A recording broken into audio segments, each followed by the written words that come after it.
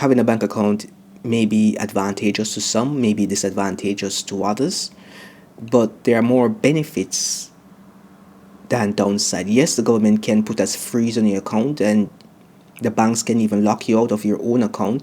They can investigate frauds on your account and put you at a disadvantage. That is why you need more than one bank account. This brings us to the point of what happened with NCB and the Uber situation. There was a glitch in the matrix, or sorry, there was a glitch in the NCB system, which NCB has indicated that they have identified this glitch, but the customers have to pay for the inconvenience of the system not responding in a timely manner. So I want you to know as individuals that the banking system is designed for profit. All right? And each transaction is profitable.